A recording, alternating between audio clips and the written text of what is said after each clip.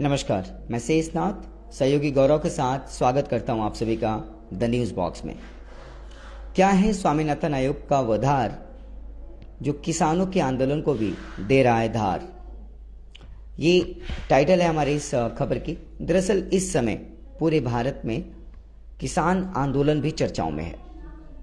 हालांकि लोकसभा चुनाव इसी साल होने हैं, आधिकारिक ऐलान अब तक नहीं हुआ है। अलग अलग राज्यों में अलग अलग पॉलिटिकल पार्टियां, चाहे वो नेशनल पार्टी हो या फिर क्षेत्रीय पार्टियां हो, तमाम पहले से ही राजनीतिक कायावाद में जुट चुकी हैं। लोकसभा चुनाव की तैयारियों के मद्देनजर अलग अलग तरीके के कार्य शुरू कर चुकी है, मसलन देवाल लेखन से शुरू करके सभाओं तक। पर किसान आंदोलन इन तमाम कार्यों के बीच लगातार किसानों की तरफ से जारी है। कह लें कि विगत 2.5 वर्षों से किसान सड़कों पर हैं तो गलत नहीं होगा। पिछली दफा जब किसानों ने दिल्ली की ओर कूच की थी, काफी हंगामा हुआ था।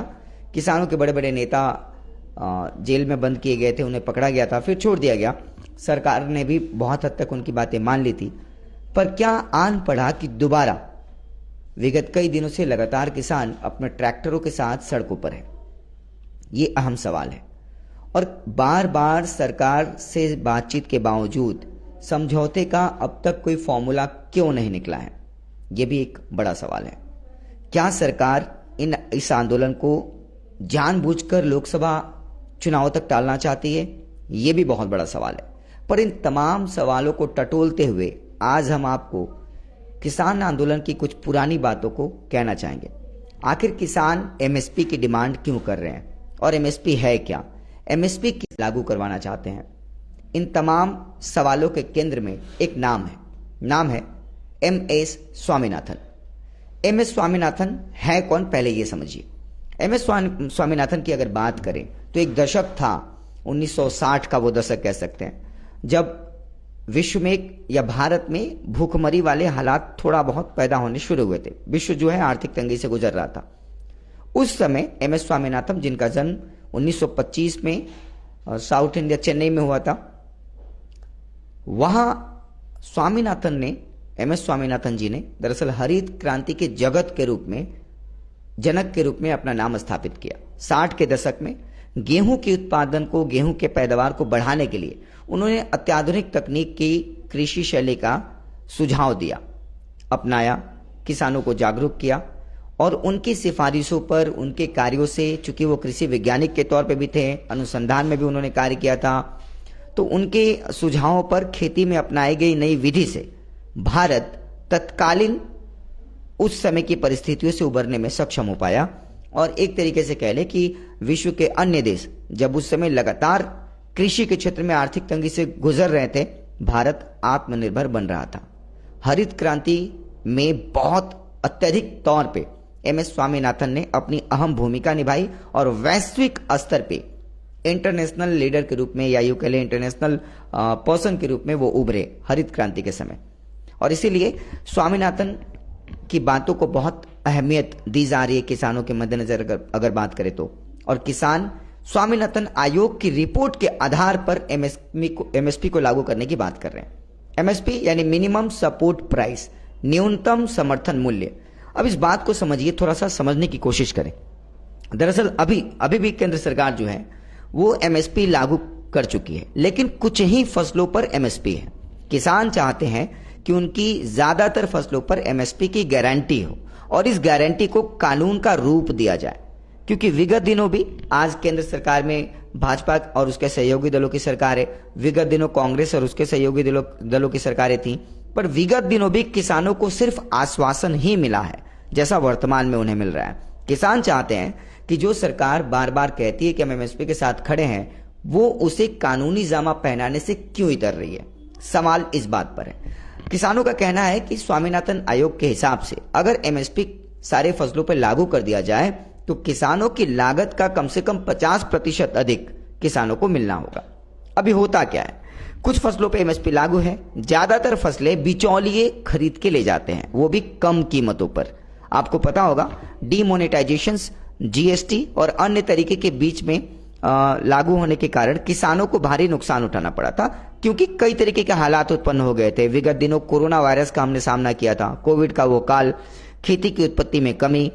तो इन तमाम परिदृश्यों के मद्देनजर किसान जो है लगातार अपनी बात पे अड़े हुए हैं कि जो स्वामीनाथन आयोग की रिपोर्ट के मुताबिक एमएसपी है उसको सारी फसलों पे लागू किया जाए, ताकि उनको न्यूनतम समर्थन मूल्य मिले और बिचौलिए भी अगर जो बीच में सरकार के अलावा कोई और भी सज्जन व्यक्ति कंपनी उनके फसलों को खरीदती है तो वो भी बाध्य होगी एमएसपी पर फसल खरीदने को लेकर, अगर इसे कानूनी जामा पहना दिया जाए तो।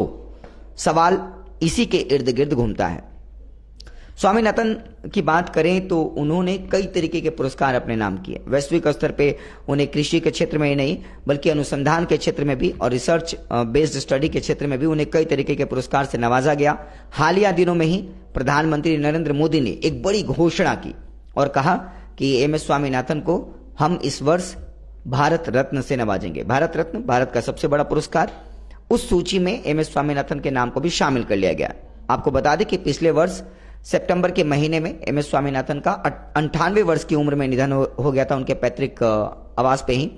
ऐसे में उनको भारत रत्न देने की घोषणा करने के बाद किसानों को एक और नई उम्मीद जगी कि कैसा व्यक्ति जिसके कारण भारत हरित क्रांति के समय एक अपना नाम बना पाया, एक ऐसा समय 60 का दशक जब भारत भूखमरी से उबर पाया, और उस व्यक्ति ने, उस सज्जन ने एक सिफारिश दी थी, एक कमेटी बनाई थी और उस कमेटी के सिफारिशों के तहत किसानों को अगर एमएसपी पर उनके फसलों को अगर खरीदा जाए तो किसानों की आर्थिक हालात में बहुत अधिक तक सुधार हो सकता है।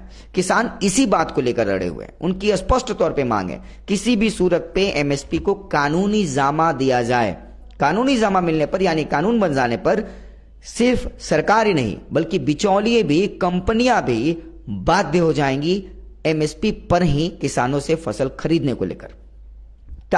उस समय बिचौलिए ये नहीं कर पाएंगे कि हम आपसे कम कीमतों में फसलें खरीद लेते हैं या फिर अन्य तरीके की चीजें सामने नहीं आएंगे। इसी बात को लेकर लगातार किसान आंदोलनरत हैं। इसी बात को लगातार किसान कह भी रहे हैं कि हमें एमएसपी का भरोसा नहीं चाहिए बल्कि गारंटी चाहिए। और पिछली सरकारों से लेकर अब तक की जो भी सरकारें केंद्र में सत्ता पर काबिज रही हैं उन्होंने सिर्फ भरोसा दिया है। इस भरोसा वाले पूरे प्रकरण में किसानों को ऐसा लगता है कि आशा कम भरोसा ज्यादा। तो ये जो पूरा प्रकरण है इसमें किसान स्पष्ट तौर पे एक ही आदेश चाहते हैं कि संसद में बाकायदे बिल पारित कर एमएसपी को कानूनी रूप दे दिया जाए और इसके तहत सिर्फ गेहूं या चावल या धान को ना खरीदा जाए बल्कि अन्य फसलों को भी शामिल किया जाए, अधिकतर फसलों को शामिल किया जाए, ताकि जो आर्थिक हालात बीच बीच में कभी बाढ़ कभी सूखा और कोरोना जैसी आपदा के कारण उनको भुगतना पड़ता है उससे निकलने में वो सक्षम हो पाए। क्योंकि न्यूनतम समर्थन मूल्य होने पर उनकी सारी फसलों को सरकार सहित कंपनियां भी बाध्य हो जाएंगी एमएसपी यानी मिनिमम सपोर्ट प्राइस पर खरीदने को लेकर। इसीलिए बार बार स्वामीनाथन आयोग की चर्चा हो रही है, इसीलिए बार बार स्वामीनाथन रिपोर्ट की बात की जा रही है और इसीलिए बार बार उस रिपोर्ट के मुताबिक एमएसपी को लागू करने की बात भी किसानों की तरफ से उठ रही है। बहरहाल केंद्र सरकार और किसान नेताओं के बीच लगातार बातचीत का दौरा जारी है। देखने वाली बात यह है कि लोकसभा चुनाव वाले इस वर्ष में, क्योंकि इस वर्ष लोकसभा चुनाव भी होने हैं, इस वर्ष में आखिर किसान आंदोलन को कैसी दिशा या दशा मिलती है और कितने दिनों तक किसान सड़कों पर नजर आते हैं या फिर केंद्र सरकार की तरफ से कोई पॉजिटिव रिस्पांस उनको मिलता है एमएसपी को कानूनी जमा पहनाने को लेकर। ये थी खबर जो बेहद जरूरी तौर पे आपको समझाना था, बताना था, आपसे शेयर करना था किसान आंदोलन को लेकर। लगातार ताजा अपडेट्स पाने के लिए, खबरों के साथ जुड़े रहने के लिए देखते रहिए द न्यूज बॉक्स।